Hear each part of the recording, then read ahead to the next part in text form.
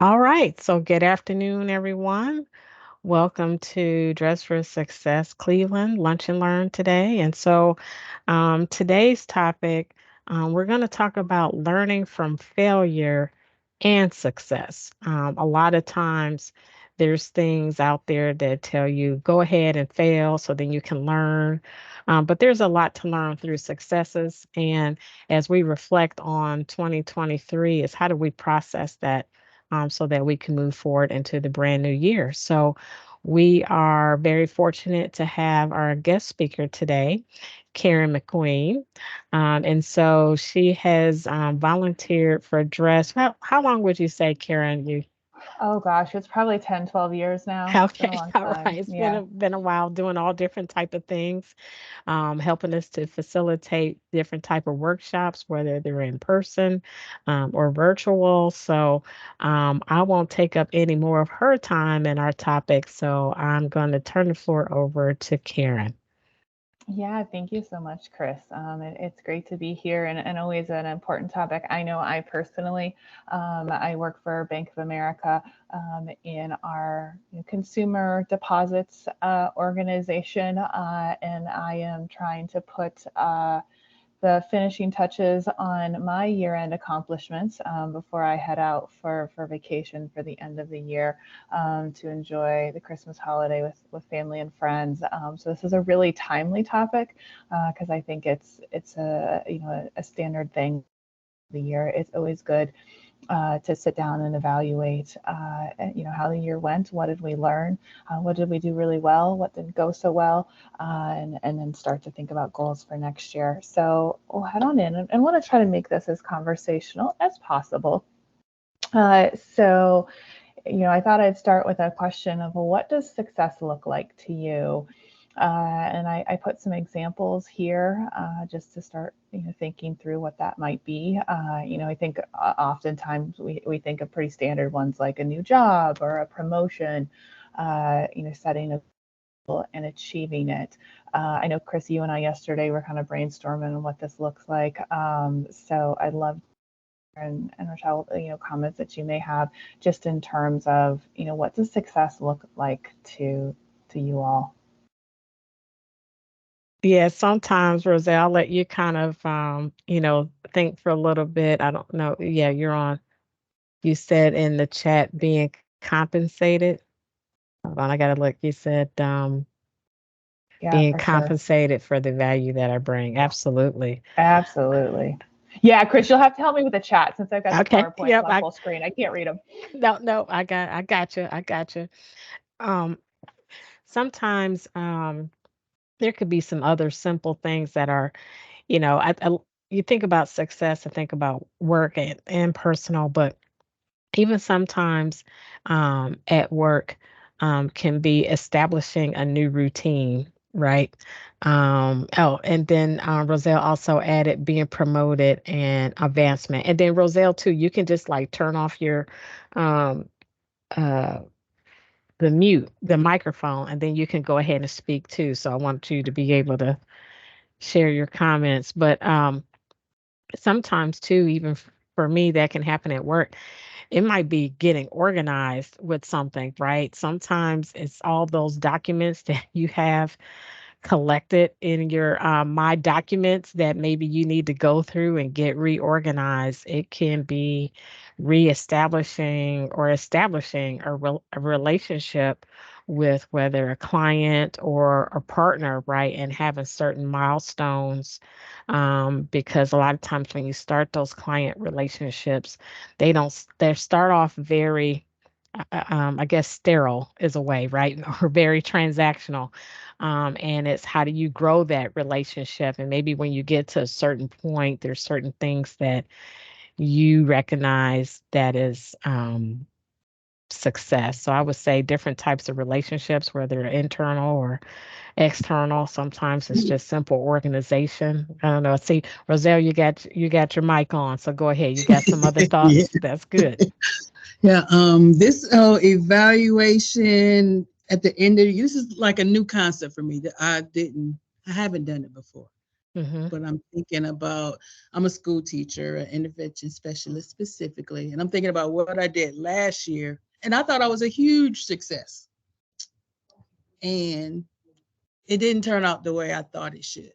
And then I think I brought some of that baggage into this school year where I should be more positive, and I'm kind of taking a standoffish approach, like, well, I'm not doing anything I did last year because they didn't give me any money, and that's not professional, and it's not me really. But that's what I'm here to learn from Mhm. both my success and my failure.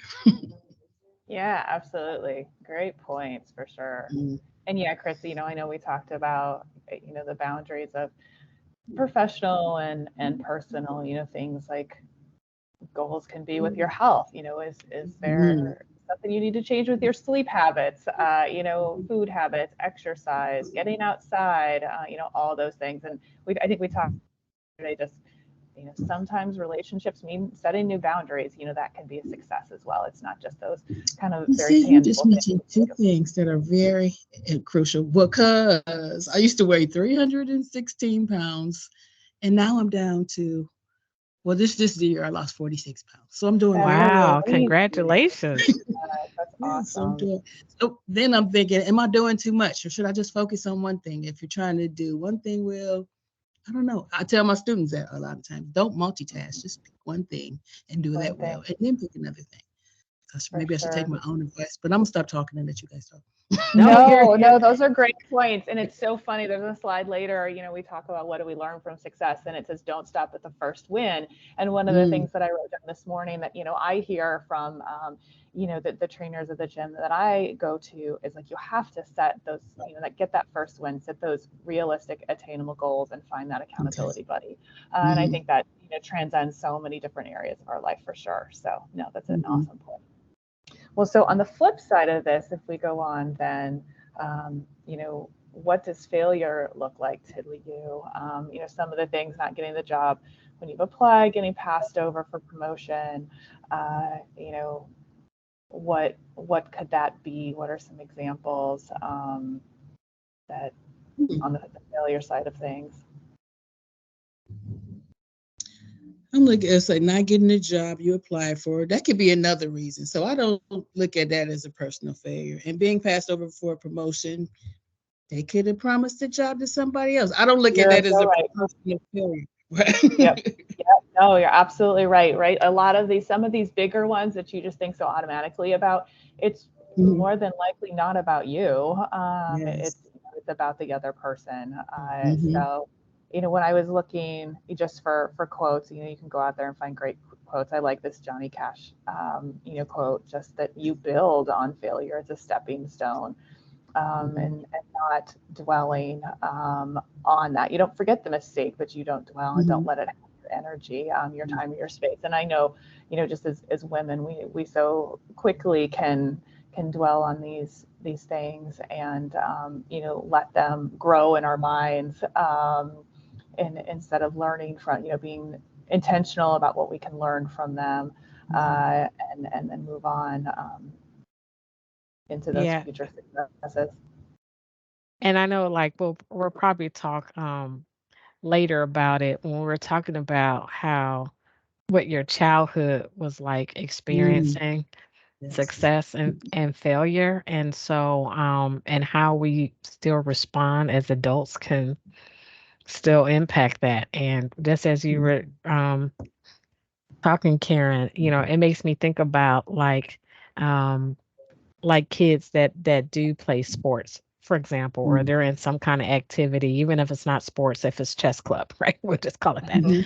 mhm, Um, and there's times when there's losses that yeah, they experience. And so a lot of times there's a coach for them that kind of help them mm, get through that, to realize that most of it's temporary.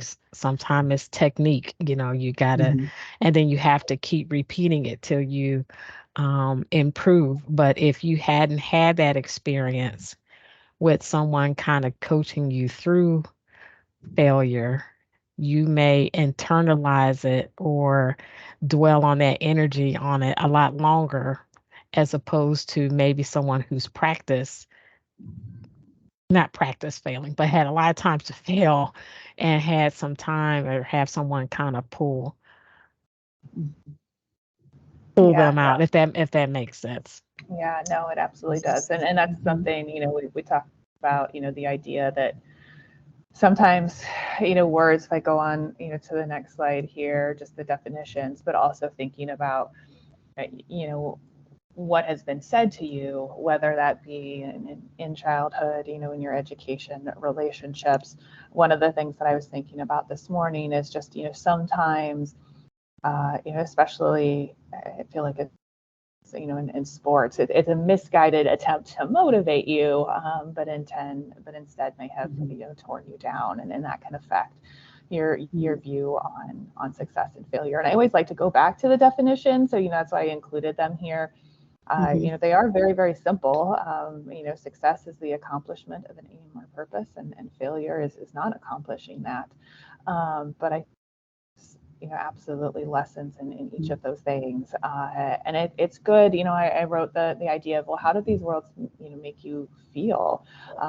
Chris, to your point about experiences from childhood or in your education, and does that fear of failure hold you back? I think is always something that we have to give thought to and care for. Mhm. How those words make us feel, for sure. I think that has been personally my biggest challenge in the workplace because think I'm a very emotional person. And as far as childhood, I guess because I just revert back to childhood. It's like the first thing that comes up. Just automatic, like, well, I didn't get to do that, and that's not fair, and that's not my turn, and just immature thinking. But in talking to other colleagues, the people I work with, I may be upset about something, and then they experience the same thing. So in that Yeah. regard, I feel success. Like, okay, it's not about you. Nobody's Hmm. picking on you. It's just that's how they operate, and Right. everybody's treated the same way. So get out of your feelings, and Yeah. But it took some practice. Yeah, it Yeah, does well, because it's It's such a good a work point. in progress. Right. Like the idea of sharing, like sometimes like we think, oh, we've got to keep our failures quiet. We don't want anybody to know, right? But there's Mhm, power in connection and relationship, because mhm, more than likely what you've been through, someone else has been through that, as well. And then there you are in it together, and working toward a common goal together. mhm, yeah, it's like people would definitely share more so their success, but they don't necessarily. I'm even thinking like on social media, right? Like a lot of mhm, people they're always posting about their success with different things, whether you're looking at LinkedIn, Facebook, or mhm, whatever, but you mhm, don't see when people post. I can't even really think of anything where people post mhm, their mistakes and what they Hmm. learned, right? It's probably rare if it comes up, if mhm. you see someone post something about a mistake that they did and what did they learn from it. So Karen, I like what you said. There's power in sharing, really both, right? Right. Um, Yeah, so then you can absolutely. have that dialogue with someone and realize that, hey, it's not just me that had these feelings Right. Right. For from it. sure. Hmm. Well, and that's a really good point, just about social and the power of what we're exposed to in social media, right? And the um, brushed visions of life that are shared. I can think of a situation. It was when my oldest was young. He was a baby, and I was super excited because it was an evening. My husband had his fantasy football draft, and so Colin was in bed, asleep. I was going to Target by myself, and I was really excited about it. And so I knew that all the other moms' husbands were on this draft, and so there's a bunch of other moms, sitting around at home in the same situation. And so I text on the way to Target how excited I was, like, look at me go, this, that, and the other. And, that was a success at the time for me, Hmm. personally. And then sure enough, I went to Target, I bought all of my things. I got home, and then I realized that I had left the box of diapers that I bought in the cart. at the store. And then so very quickly it was a fail. And so then right away I share my mom fail right out with all my friends because we've all been there, and it just helps that, create that connection of like, here I was, big stuff, going to Target by myself, and then I forgot the diapers in the bottom of the cart. So I called the store. They're like, yeah, we have them. We'll just, refund your money, or come, grab a box the next time you're here. Yeah. But it was, it was a fail that, is lighthearted, but it's still important to Yeah. share those things. But you had a community, so it's like Yeah. having the right community to share those things where you feel like you can have an authentic conversation Yes, for sure. about it. So yeah, Target runs. I got a few of those. Yep, Um, absolutely. Absolutely. Well, and that's the idea, like you have a choice, right? Like sometimes we forget we do have a choice in how we handle each success and failure, mhm. win or loss, and what do you learn from it and what do you grow from it? And I love this quote, from Barack Obama, just that the real test is not whether you avoid this failure, because you won't, like we will all fail, but it's Mhm. whether you let it harden or shame you into inaction, or whether you learn from it, whether you choose to persevere. And I just, really like that Mhm. sentiment, because I think that, the idea of failure and fear and shame and all of those things get so intertwined and wrapped up and, to a big ball of a Mhm. mess, that it's important to recognize those components, and figure out how to separate them, so that fear is not holding you back, Right. uh, and that you're able to move forward into your success, whatever that may look like for you. Mm. Fear.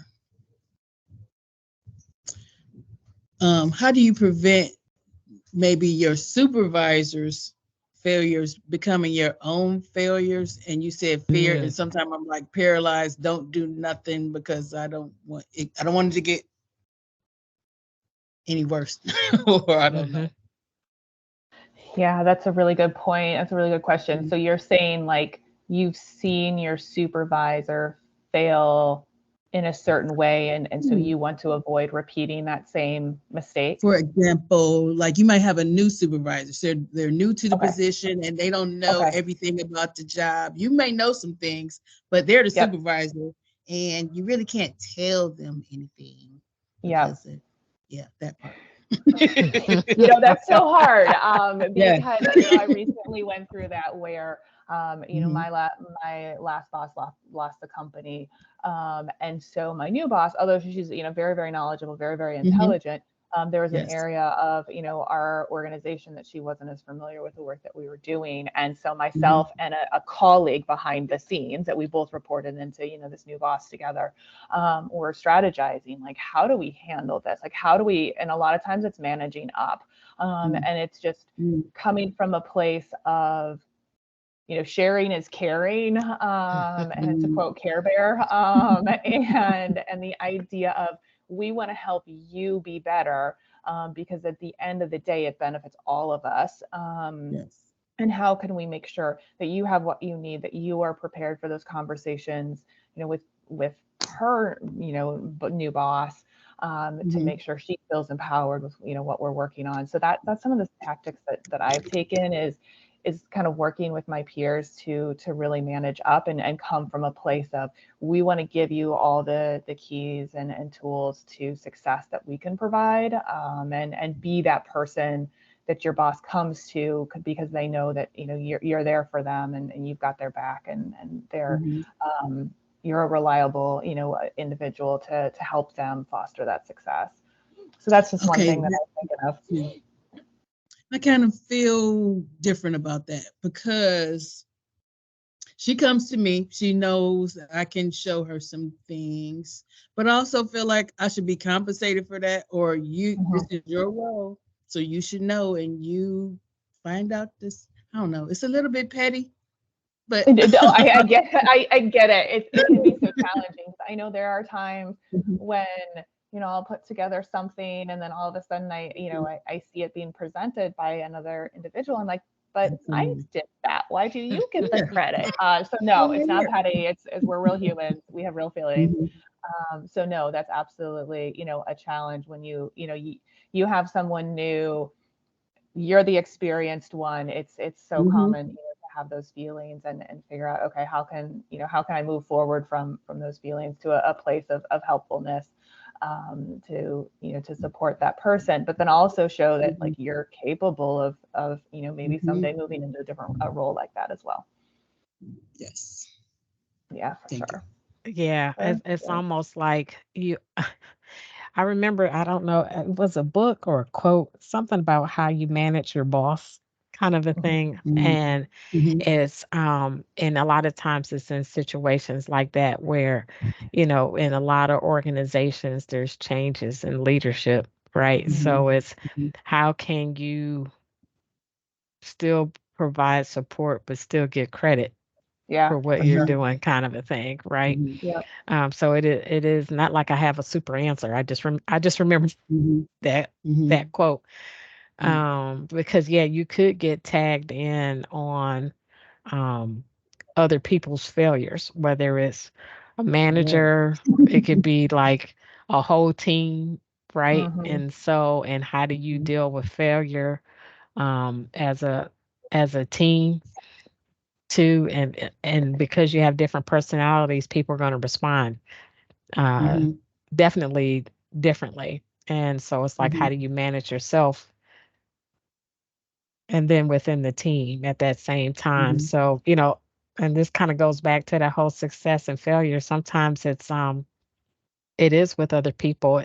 It makes you think. I know I keep you, and I'm the last person who would use sports analogies, so I don't even know where this is coming from. But everybody can recognize it, so it's a Yeah, common thing. yeah, yeah. I'm more of a Star Trek, Star Wars kind of a girl, but Mhm. anyhow, Mhm. it Mhm. makes me think of, how the Browns, they Mhm. won, right? Mhm. So when they won, what do most people say? Oh, we won. We won, Mhm. right? Yes. Let's celebrate. Let's all celebrate what they call it Victory Monday. And then if Mhm. they lost, we say, well, Mm. they lost. Yeah, so true. So Kind of true. a thing. So no one wants to attach themselves to failure or loss. But I mean, if you're part of the team, the team players, they had to deal with it one way or another. So Yeah, I no, that's a great. apologize for the sports analogies, but it made me think about Mhm. that. Yeah, no, that's a really fantastic point for Yep. sure. And I Because think we just had Lynn join, so I just want to make oh, sure I okay. acknowledge her. Hey, Lynn. Lynn, can you hear us? Oh, Yes, you I can might hear be. you. Thank you. Okay. All right. Awesome. Glad that you were able to join us. Go ahead. Great. Thank Go ahead, you. Karen. Sorry about that. Yeah, no worries. Thanks for joining us, Lynn. We're just going through and talking about success and failure and how we learn from those things. So we'll catch you right up, into this idea of how do we learn from our success or even the success of those around us. I think it's also important to watch others and see what they're doing as well, and emulating them. And then to the point, I guess, back to Rochelle, your question just about the boss dynamic. I know there's another, out here in the Ohio area, and she's in a very senior role with a very, very senior, executive boss. And it was kind of a similar question to yours that was asked about, well, like, how does she make use of the time that she has with someone who is so busy and has such a vast responsibility? And she shared that, it was always her job. She always would try to share, one way she was making his life easier, in some sort of, professional, way, like what was she doing that was, making his goals for the company easier to achieve. But then at the same time, it kind of goes along with the self-promotion bullet here, but just the idea of like, what was she doing? How was, what were her or her team doing, to achieve the goals of the company? And it's, I think that's always so important.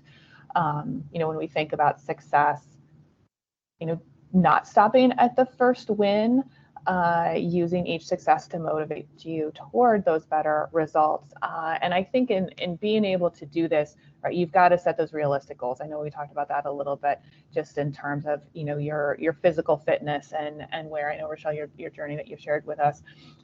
There always has to be that first win, and without setting like attainable, realistic goals. And also, it's always great to find an accountability buddy. But like for me, if I were to come in and start in the company and say, in 2 years, I want to be, a senior vice president and lead a team of 1,000 people. Like that's not realistic.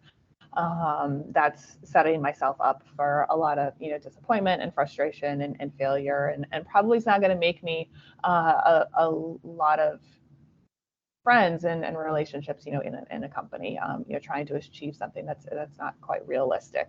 So I think that's really important in marking that first win. And then when you do, marking those patterns of success. So documenting your wins and the decisions that led to them. This slide and the next one, really, I would just sum up in the word of intentionality and being intentional in what we learn from the success and what do we learn from the failure.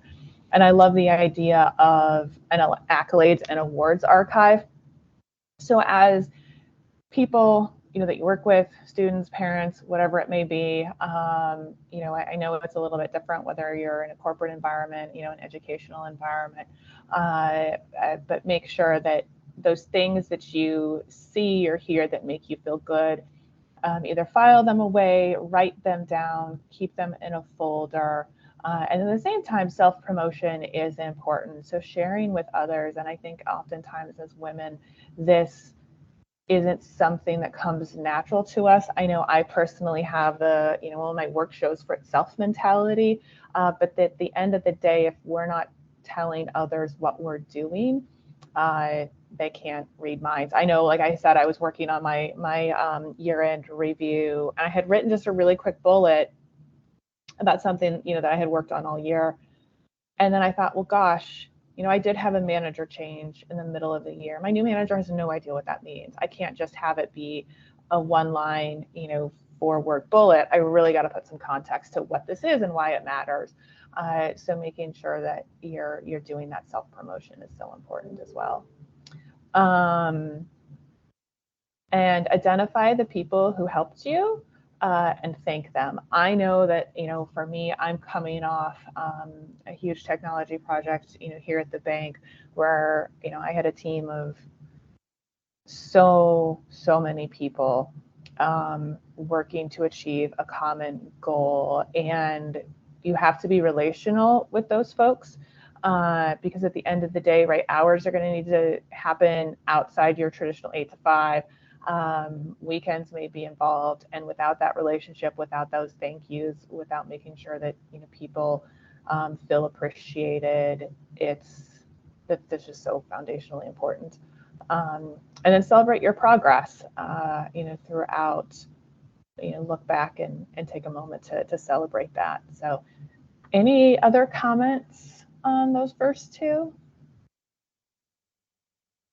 Well, I would say that, and I've heard this come up a couple times about creating that file folder or somewhere where you can jot down where you have those wins, right? Because when you're doing reviews and you get to the end of the year, it's hard to remember all of those things. And so, Roselle, I think you said that this is your first time you're having to do, or second time that doing a end of the year review. Did I say that right? Yes, it is.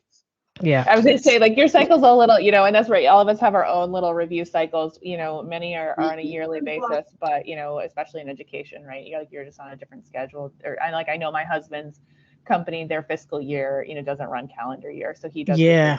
like April. It always throws me off. Yeah, throws everybody off. You're like, what? When is the beginning of your year? So, Roselle, has that been something that you have done before in the past, where you've kind of kept a running log, if you will, of some of your successes? Not at all. Okay. I Okay. never write anything down. I think I've been coming up with a bunch of slogans. Do something you haven't done before in 2024. Yeah. Oh, I love that. Ooh. That's great. Do something you've never I'm done like, before in 2024. that sounds like a T-shirt, Roselle. Like you It just does. it's like a bumper sticker right there. Right. Even something like that. Like take it, Yeah. people, I think about starting businesses a lot or a Mhm. business. And I never took the first step. That It's is like so it's cool. an idea. I love that. But yeah, it can just be a matter of, keeping I think Karen, you had mentioned like maybe a journal. Hmm. It doesn't even have to be something that you do on your computer, but then at Hmm. least So something that I you do can keep go a back journal, to. but it's only like you said, the negative stuff, the failure stuff, the Yeah. stuff I would use to get unemployment. Like, well, she did this and she did that. Yeah. Nothing, like you said, celebrate my own successes and what Wins, right? the And then lesson. Yeah, my wins. Mhm. and it may be also like some of the feedback that you hear from your peers, or from parents too, making sure you jot some of those down too, not some of the big things that just maybe someone from the administration would have looked at, but what your peers and then what parents um, may say as well.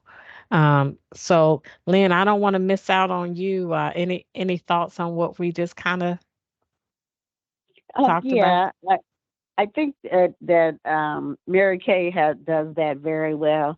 They celebrate your wins because I used to sell Mary Kay, and that was one of the things that they did.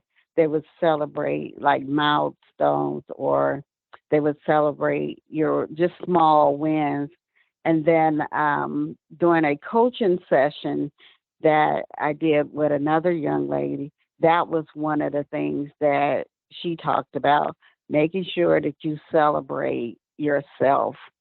Have a booklet that you put those things in, and I think it's very important for the feedback of your peers, because that helps you to know kind of your milestone stone of where you are in that group. If you have people that you can talk to find out, are you doing well, or do they see something that's upcoming that you're not doing?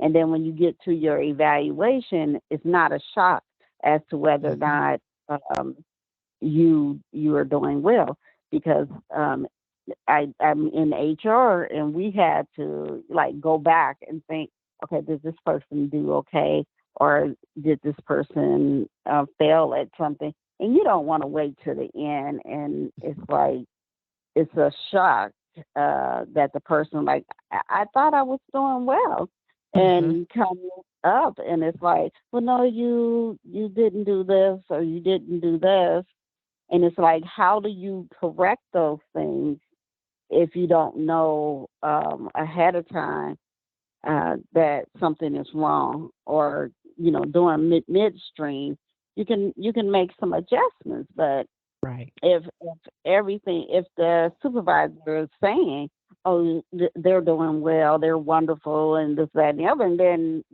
when evaluation comes, it's like, what happened? So, so that's kind of my point. Hopefully it helps. Yeah, Lynn, I was going to say that's so true, right? Like, I know for us, the mentality has always been is that, nothing on your review should ever be a surprise. If you're actively working with your manager and having active ongoing dialogue, um, managing your career should be an ongoing, daily thing. It's not just, whatever the cadence is. Like for me, twice a year we talk, formally about that, within the systems that we have here. But it's an ongoing, dialogue for sure. So yeah, that's a great point. And I like kind of how it transitioned into the last group, reaching beyond your bubble. So learning from others' success. I know I always, when I first started at the bank, I was always told, look at the people in positions of power and emulate them, whether that's, how they dress, how they talk, how they act, their knowledge of the company, things like that. Being able to watch others and sometimes you just have to ask them. Like I know I did a development program here at the bank, and one of the women in my cohort, she was very, very proactive about what she was asking for. Very, very direct, very, very intentional. And it resulted, in a really good thing for her. And the rest of us were like, well, tell us how. Like, what did you say? How did this go? Who did you talk to? Right? Like, you have to almost drill people to understand, well, how did they get there, to kind of remove the mirage of it, to then figure out, okay, how could you go about that, and what's in a way that works for you. Helping break down silos. Sometimes success, I know for me, like I don't have success on my own in a large organization like I work. Like, I have to work with others. I have to be a team player. So if I'm not reaching beyond, my immediate organization and breaking down those silos and forming those organizations, it's not possible to be successful. Take an inclusive approach, to have one be one concept. So this is the idea of, as you grow in your career and in your profession, and as you have those people that are mentors and sponsors, and advocates for you, make sure that you're being that person for someone else who is maybe new to their career, new to the company, and in a junior position to you, or maybe not junior, just has less experience, in the space that you are. Just being that person for someone else, I think, is always important. And then just welcoming diverse perspectives is always important, right? Like, if you're always just in your silo of thinking, you're not going to learn about others. You're not going to learn about yourself. You're not going to learn about the perspectives of others, and that's all very, very important to be successful. So, any other comments on this last one? Well, with success, like when you said learn from other people's success, and I was thinking about when you were asking that one woman, like how did she do it? What was her questions? And Mm-hmm. a lot of times that's all people see is kind of like the iceberg. You see the tip of the Mm-hmm. iceberg, you see the success that they have, Yep. but then you don't see everything underneath there as far as Yeah. like what to get them there. So yeah, asking the questions, um, for sure, I think is important, for someone who is success. And I know when we talked, I really like to have one be one, because Mm-hmm. there's always someone else. There's always someone else that may not have the experience, like you said. And so they can use some guidance from a peer or a true mentor. So always kind of reaching back, because I mean a lot of that too can also be a strategy of success, or someone helping to spread your success and what you're doing. Because if that person goes in for a review, and Roselle, I'll use your example what you had, they can say something like, you know what, Roselle has been very supportive since I came in the organization. She didn't help me do my job, but she did give me some great ideas and suggestions, or she took some time out, for herself. So you never can tell, along with self promotion, who might be promoting you in front of others Mhm. in rooms. So that's something to kind of keep in mind. Like I said, still keep your log of your, what your success is, and who really valued something that you've done. But you never can tell, somebody else might speak up for Yeah, you. Chris, that's such a great point. And I know, for me here in a corporate environment, that is so important. At the end of the year, when they go in and they start to talk about reviews and dollars and cents, right? At the end of the day, we're not working for free here. And when they start to talk about dollars and cents, the more people that know the value that I bring to the company, the better. If my boss is fighting for that rating or that raise or this, that, and the other, if there's not peers of hers also saying, well, yeah, I had this interaction with Karen, or Karen stepped up to help with this, was outside her job responsibility, or Karen's just really, really great. She always helps me out, right? Like, you've got to have those people in your corner, outside of your direct manager, to be an advocate for you as well. That's so important. Yeah. Roselle, I think you added something. Do you assist them when they ask you, or yes, thank you? So I don't know if you were meaning something else. I just wanted to make sure. Yeah, so I was thanking you for the comment you just made, but also had a question about when you assist someone who may be new to the organization. A lot of times I don't kind of stand off and don't wait for somebody to ask me, rather than say, hey, it's a better way to do that, or this is the way our department does it, or let me give you some guidance, or I always think I'm overstepping and I should just wait until I'm asked before. I think that it's okay to put yourself out there and just say, hey, I don't want to step on toes, or I don't want to discount, what you have, what your thoughts are, but, please come to me, always happy to help. Like, I just kind of always lead with, I'm here for you. Please let me know if I can help. Here's something that we found. And at that point, it's on the other person. They can take it or leave it. If some people come in and they just want to chart their own course and do their own thing, which I think is silly. Like, why not learn from others? But everybody's right. We're all our It's own people. funny because And as you so were that's, saying that, I'm like, that's me. I feel like I got something to prove. I'm competitive yeah, and I can do it on my own. yeah, yeah, Make my mark. yeah. And I can be like, oh, well, there's no shame in, it's with the work harder, not, or work smarter, not harder. I'm all Yes, for that. If you absolutely. have a great way to Mhm. present something, or a great, presentation, I'm all for using that. So yeah, I think, just being genuine and offering support for someone, if they turn that down, then that's on them. You've done your part. And then, I always try to mention too, there's times I'll say to my boss, I'm like, oh yeah, so and so reached out about this topic, and so I walked them through XYZ. And it's just kind of in passing, but at the same point, it's just emphasizing, like, hey, people are coming to me as a subject matter expert, and I'm taking my time to lend assistance to that person. I don't think there's anything wrong in doing that either. That was going to be my very next question. So at the end of the school year, I've gathered all that information and celebrating my log with me. And I'm prepared to ask for some more money. But I Yeah, no, yeah. never At asked for. the end of the day, I right? need That's 10% about. more, or yeah, that part. Yeah, Hmm. yeah, for sure. Indeed. Lynn, you have anything with that and from your experience? Yeah, I wanted to add 2 points, if I can remember. One was that when you're trying to learn something, a lot of times you may not know it, and no one is available to give you that information within the organization.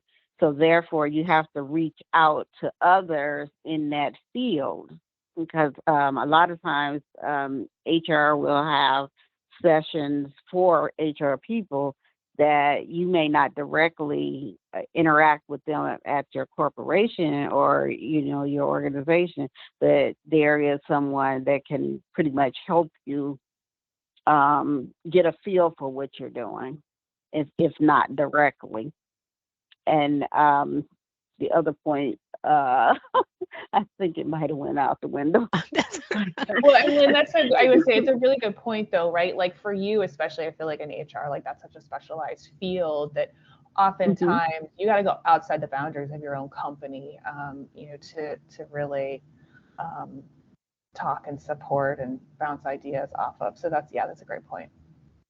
Yeah. Oh, and the other one was orientation. A lot of times, in places that I worked, what we would do is have an orientation, and then the person would go to each department and talk with the person, so they would get to know them, and they can ask questions then and get a good feedback as to, do you know what this job was about, and did you have any issues that maybe I can address during my tender here? Because sometimes people didn't even know what the person did. Mm. And this way, in orientation, they would go around to each department and kind of get a feel for what it is that that department can do to help the other department. So I thought that was pretty good. Hmm. Yeah, no, that's a great point. I know when I moved into the current role that I have, which was about 18 months ago, that was one of the first things that my boss said is these are the people you need to go meet with. So no, that's a great point. So so important. So we'll just, with the time that we've got left here, we'll flip over to how do we learn from our failures. And so some of these things we've kind of touched on. It's always good to just see these again. The idea of reflection, paying attention to the lessons hidden in the situation, uh, discover how to do things better, and seek feedback from trusted advisors. That goes back to, like sometimes we just don't want to admit that something didn't go right, but sometimes it's helpful to have that objective third party to explain a situation to, and then maybe they can give you some suggestions. This next one thing that I think I would add to it now and thinking about, well, don't take these letdowns personally. I would add, in addition to the ones listed here, it's okay to grieve. It's okay to grieve that situation and that failure. And I know I was recently, in a women's group at my church, and that was one of the things our speaker mentioned, just the idea of it's okay to grieve the little things, and the things may sound, silly to others. They're, they matter to you, and it's important to do that. And then also, after you grieve, reframing that setback in your mind, forgiving yourself, that the mistake was made, avoiding the negative self-talk. I know as women, we can be very hard on ourselves. So avoid that, taking control of that thought and changing it, and then focus on building that self-trust and confidence, knowing that a failure doesn't define you. It's not who you are. It's just a blip in time. And at the same time, accepting responsibility and moving on. I know a 7-year-old, when he makes a bad decision, and he likes to try to blame others, we talk about accepting responsibility for what didn't go right. Turning that failure into a learning opportunity, developing an improvement plan, and then taking time to organize your thoughts. And this is where, Chris, I know you mentioned, the idea of a journal can come into play, where, for a while, I've moved away from it. I really should go back, but just that idea of, as you have conversations that either go well or sometimes don't go well, taking a second to think about that conversation and trying to identify, like, wow, that didn't go as I thought it was going to go. Like, what happened? What was said? What did I say that may have come off in a way I didn't intend it to? And, this person took it in a different way. I think that's all, really important to take time and think through that. So what else would you all add here?